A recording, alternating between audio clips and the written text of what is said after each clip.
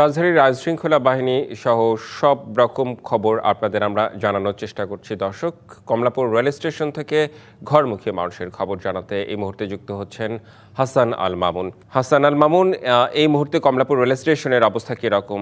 এর আগের সংবাদে আমরা দেখেছি যে ট্রেনের ছাদে করে আসলে যাত্রীরা বাড়ি যাচ্ছেন ভোট দিতে। মানে রেল কর্তৃপক্ষের কোনো এই বিষয়ে তৎপরতা রয়েছে কিনা, কিংবা আসলে যারা ভোটার বাড়ি যাচ্ছেন তারা কি বলছেন? রেদন, আপনাকে ধন্যবাদ।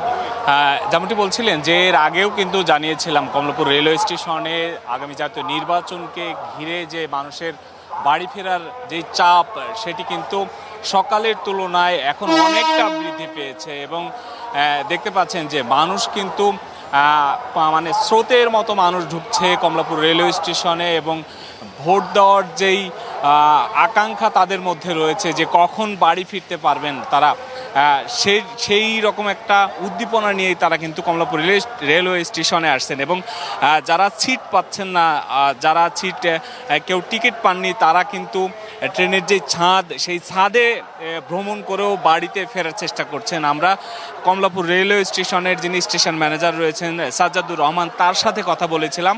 তাকে আমরা জিজ্ঞাসা করেছিলাম যে ঈদের সময়ের যেই চাপটি আপনারা চাপে পড়েন, এই নির্বাচনকে ঘিরে যে যাত্রীর একটা বাড়তি চাপ, এক্ষেত্রে আপনাদের কোনো সমস্যা হচ্ছে কিনা। তিনি আমাদেরকে জানিয়েছেন যে না, তারা কোনো সমস্যায় এখন পর্যন্ত পড়েননি।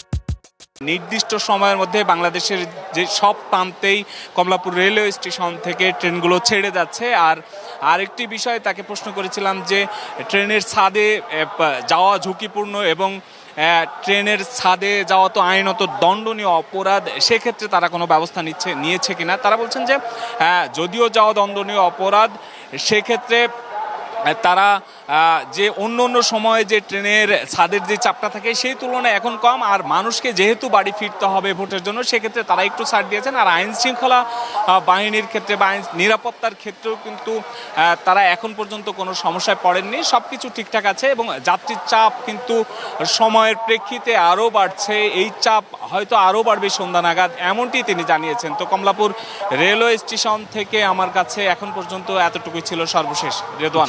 মামুন, আপনাকে অনেক ধন্যবাদ।